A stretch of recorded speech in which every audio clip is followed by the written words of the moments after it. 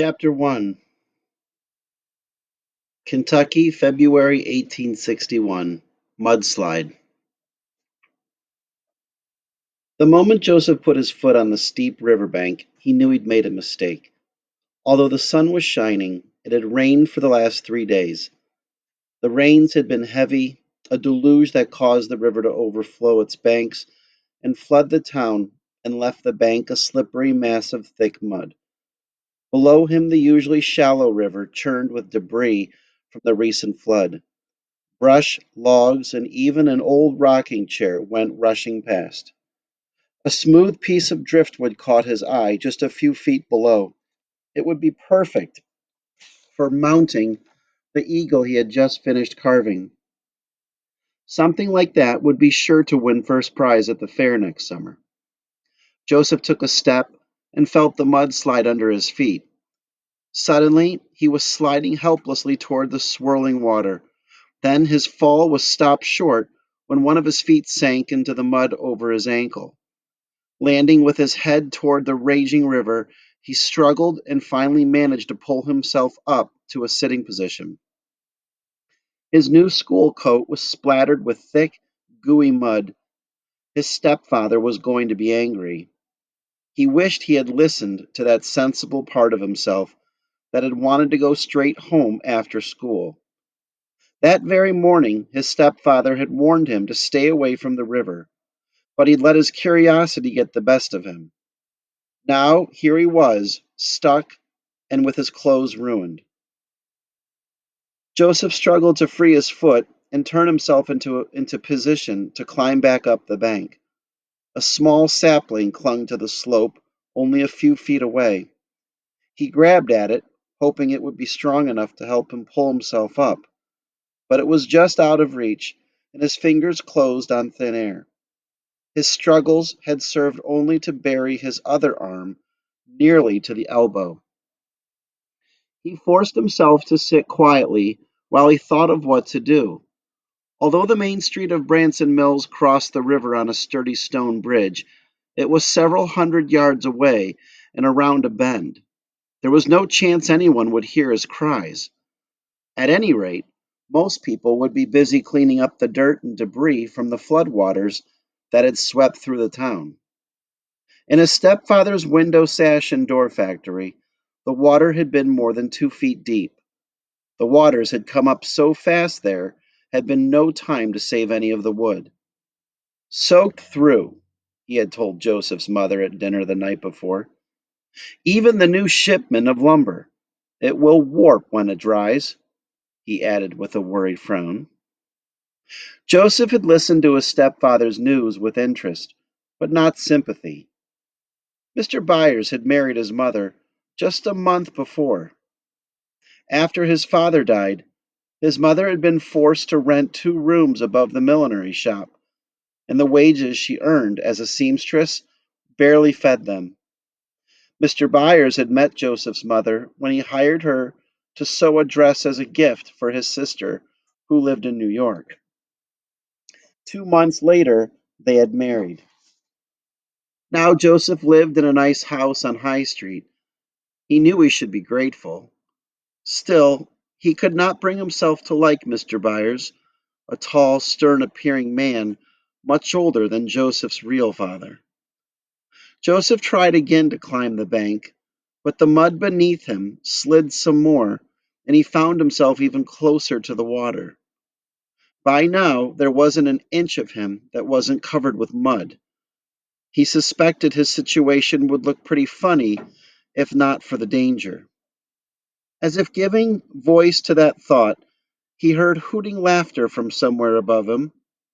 "You've got yourself in quite a fix," said a voice. Zachary Young's face appeared at the top of the bank, a mocking grin stretching from ear to ear.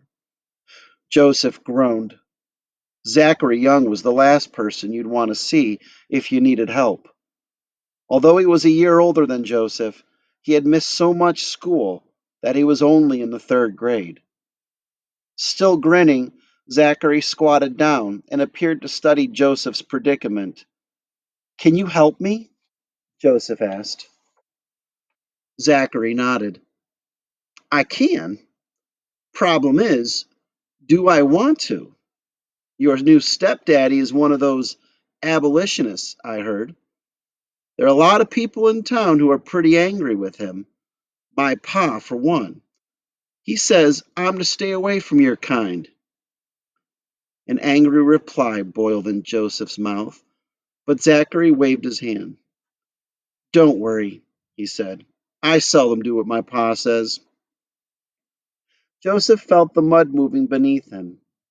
Hurry! The bank is slipping, he yelled. The grin faded, and Zachary stood up. Try to keep still. I'll go get a rope. While he waited, Joseph tried to keep his mind off the raging river. He thought about what Zachary had said. He didn't care what Zachary thought about him. But what if the other boys in school had been forbidden to be friends with him, too? It was hard enough to make friends in a new school without having a new stepfather making everyone in town upset. It was especially unfair because he didn't even agree with Mr. Byers. His real pa had had two slaves to help with the work on the farm, but the day after he had died, they'd run away. His mother couldn't afford to hire anyone to track them down. With no help, they had lost the crops, and his mother hadn't had enough money to pay the mortgage. The bank had taken the farm. They had to, and they had been forced to move to town. No, Joseph said to himself, I don't have much sympathy for slaves. Mr. Byers didn't believe in keeping slaves, but until those Yankee abolitionists had come to town, he'd kept his feelings quiet. Now he talked to anyone who would listen. He had even written a letter to the newspaper, saying people shouldn't call themselves Christian if they kept slaves. Well, that really made Joseph bristle. Mr. Byers had no right to talk like that. Half the people in town had slaves. Why, the minister had spoken about the issue in church last Sunday. He'd said there were even slaves in the Bible. He'd said slavery was a good thing because the slaves could learn about Christianity. Everyone had looked at Joseph's stepfather when he said that.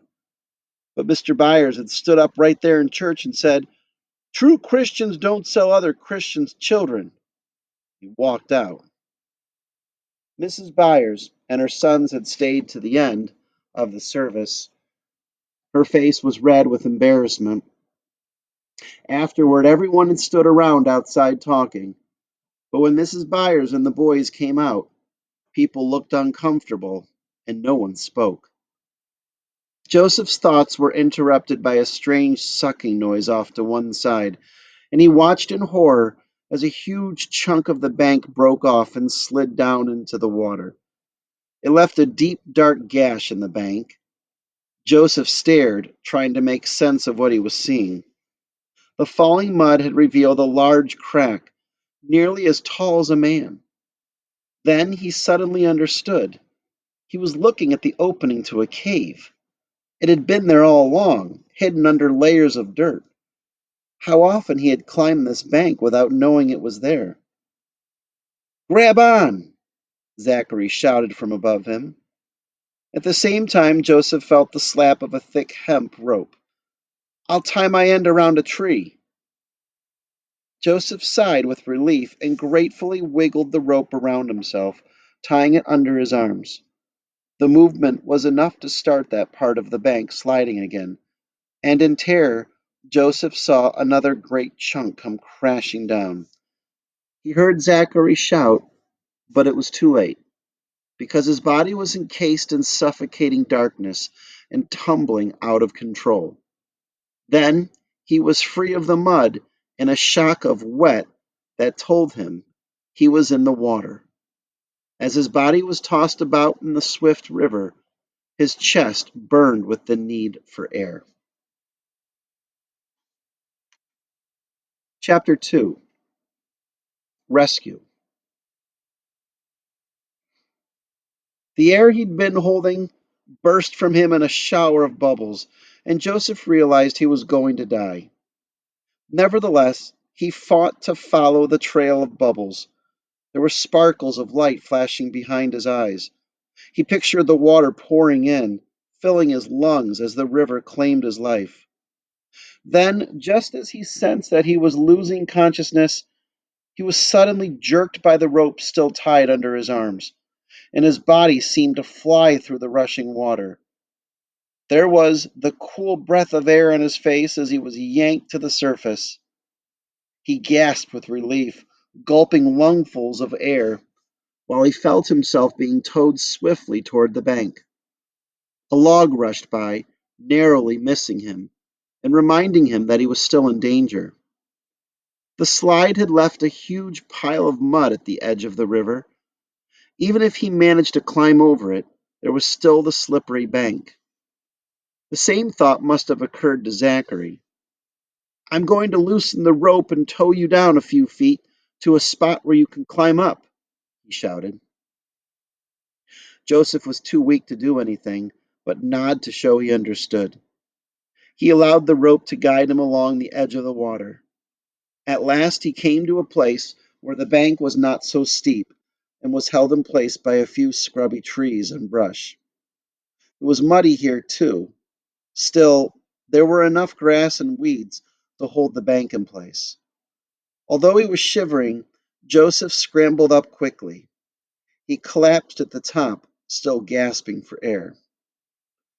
Zachary's worried face peered down at him. Are you all right? You saved my life, Joseph stammered as he untied the rope from around his chest. Zachary's grin was even wider than before. I did, didn't I? I thought you were gone for sure for a minute. I got the rope around a tree, but it wasn't tied when all that mud started sliding.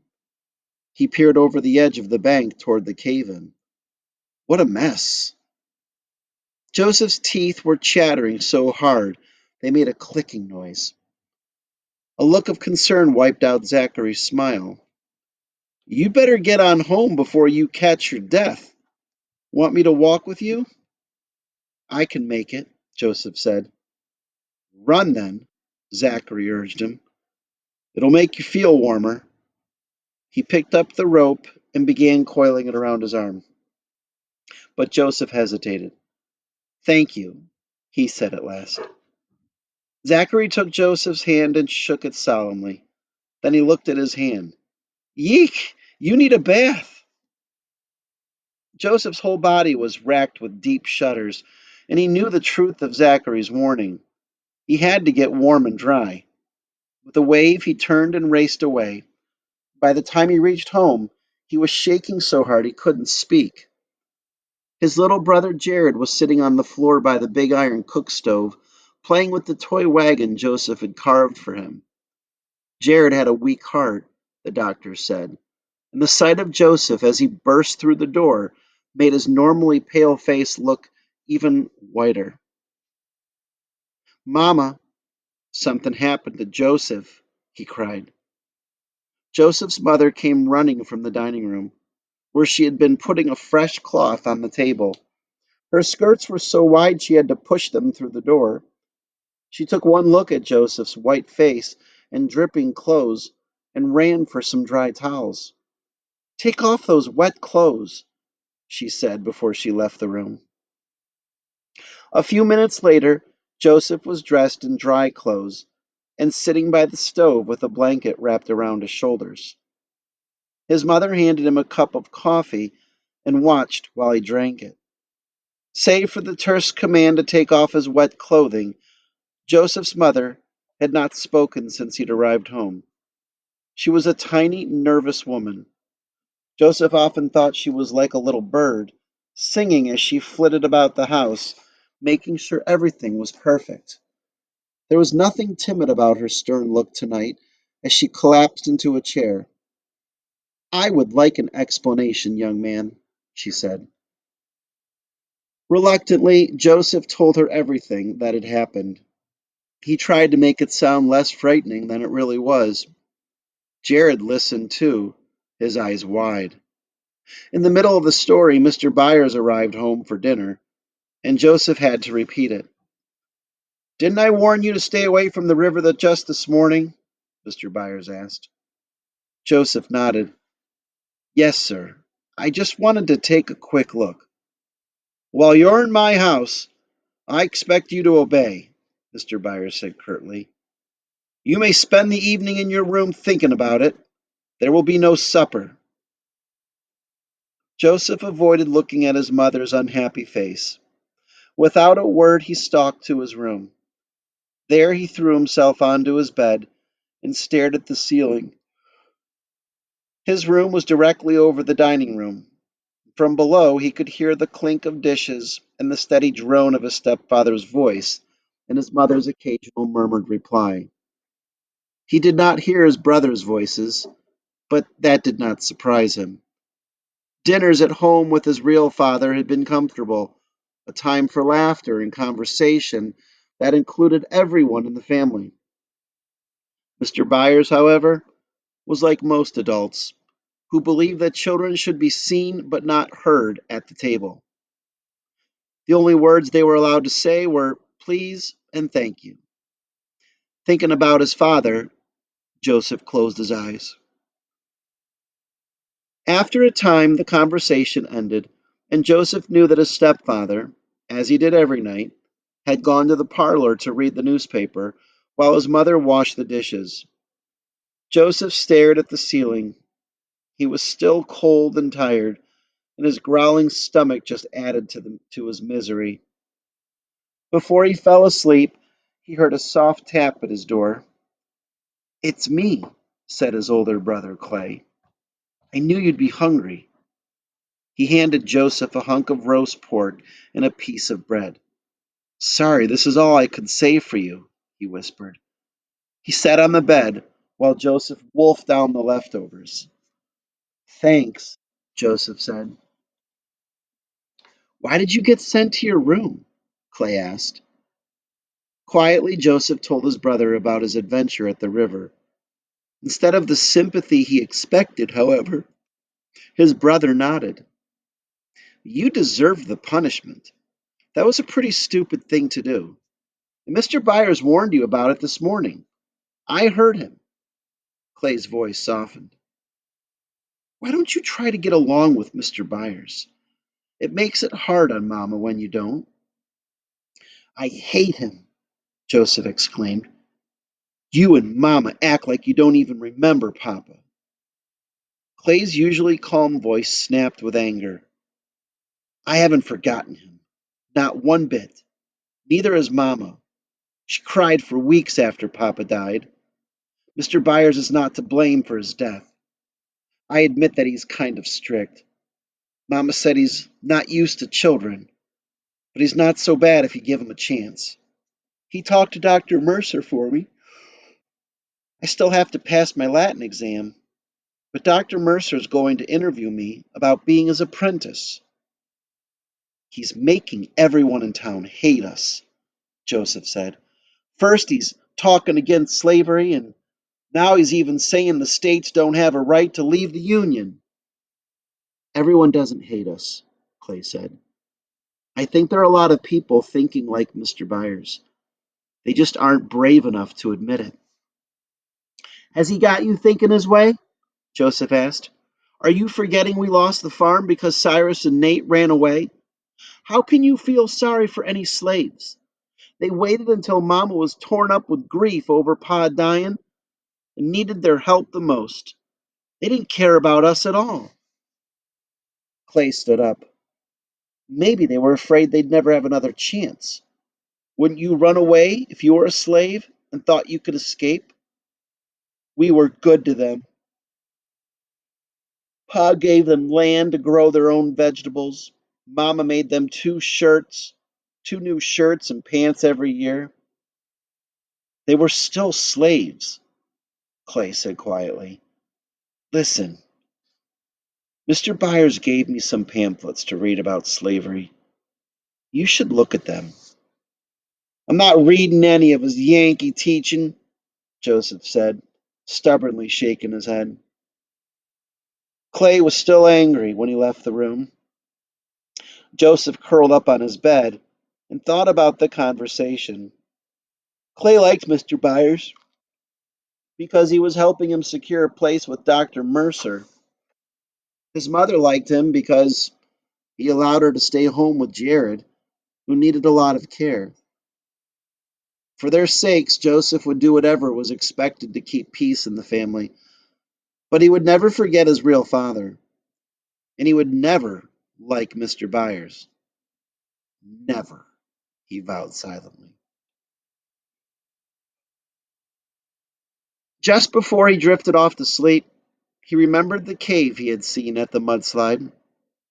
When he had told Clay the story of his afternoon adventures, he'd forgotten about it. Now he was glad. He would keep it a secret, he decided. As soon as it was safe, he would explore it by himself.